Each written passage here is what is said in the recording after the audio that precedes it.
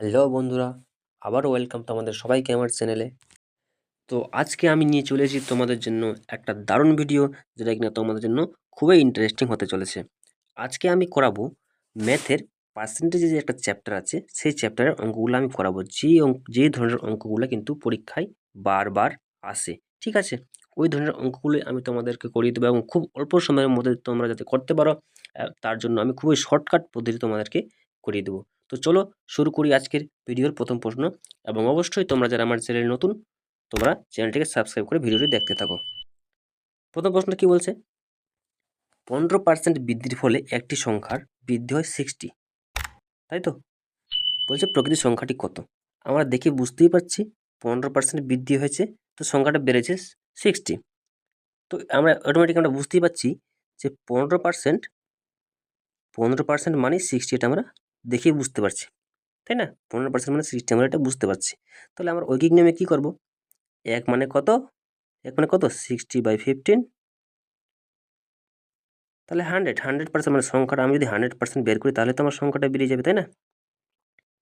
তাহলে 100% মানে কত? 60/15 ইন্টু 100 কত হবে? 15 4 60। তাহলে 100 আর 4 গুণ করলে হবে আমার 400। তাহলে আমরা কত পাচ্ছি? অ্যান্সার আমরা পাচ্ছি 400। অপশন বি আমাদের অ্যান্সার। বোঝা গেল? একদম শর্টকাট পদ্ধতি, এর থেকে শর্টকাট পদ্ধতি আর হয় না। Next question. একটি বইয়ের দাম 180 টাকা থেকে বেড়ে 216 টাকা হলো। এবার বলছে বইটির দাম শতকরা কত বৃদ্ধি পেল? তোমরা একটা জিনিস লক্ষ্য করো, আমাকে বলেছে বইটির দাম ছিল 180 টাকা, তাই তো? 180 টাকা বলেছে, বেড়ে হয়েছে আমার 216। বলছে আমরা দেখতে পাচ্ছি এমনিতে টাকা কত বেড়েছে? 216 মাইনাস 180 কত হচ্ছে? ওদিকে তোমার 36 টাকা বেড়েছে, তাই না? তো টাকা 36 বেড়েছে, কিন্তু পার্সেন্টেজ আমার কত বেড়েছে এটা বের করতে বলেছে। তো আমরা দেখতে পাচ্ছি এখানে 180 180 টাকা সমান কত পার্সেন্ট বলতো? 180 টাকা সমান আমরা ধরে নিচ্ছি 100%, ঠিক আছে? তাহলে বেড়ে কত হয়েছে? 216। তাহলে 216 সমান আমরা কত পার্সেন্ট আগে বের করে নিই।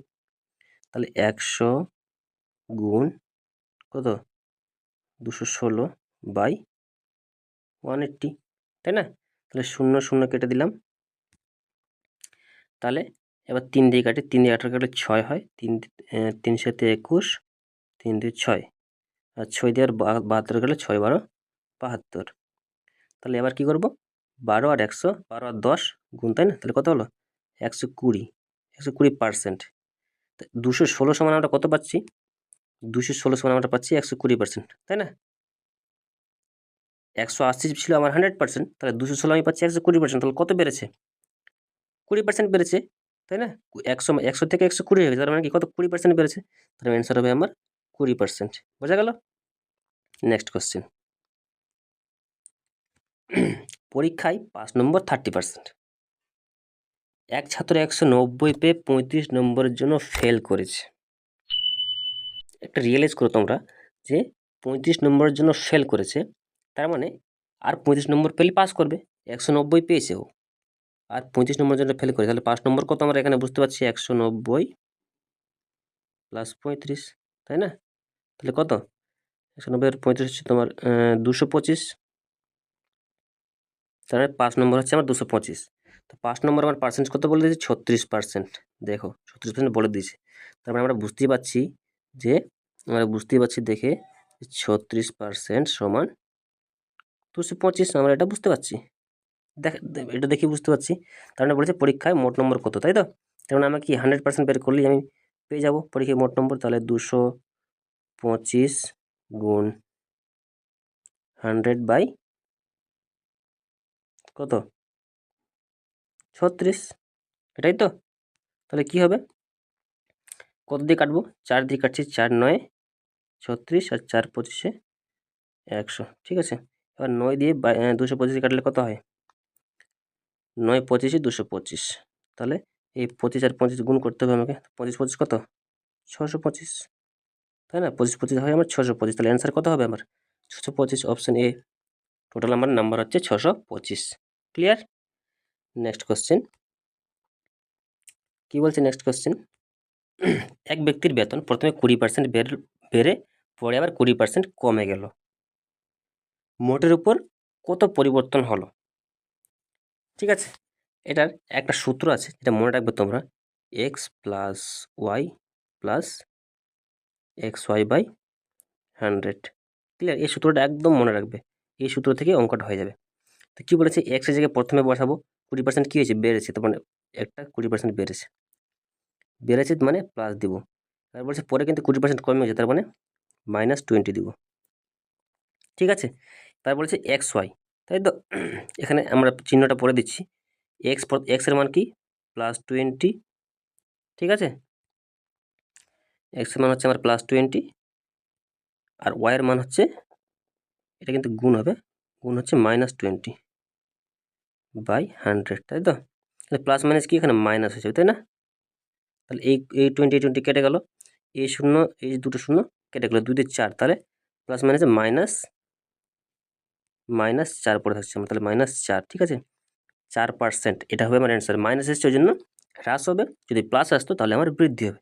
তার মানে কি, -4 এসছে, তার মানে কি আমার অপশান সি হবে, 4% হ্রাস হয়েছে। বোঝা গেল?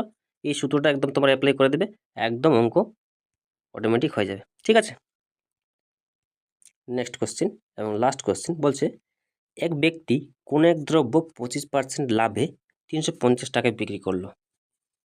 কথাটা কিন্তু ভালো করে খেয়াল করে, 25% লাভে বিক্রি করেছে 350 টাকায়। তাহলে দ্রব্যটির ক্রয় মূল্য কত, অর্থাৎ সে কত টাকায় কিনেছে। তো আমরা কি করব, যে 125 টাকা, ধরো জিনিসটা সে 100 টাকায় কিনে 125 টাকায় বিক্রি করেছে, এটাই তো? 25% লাভ মানে কি, 100 টাকায় কিনে 125 টাকায় বিক্রি করেছে, এটাই।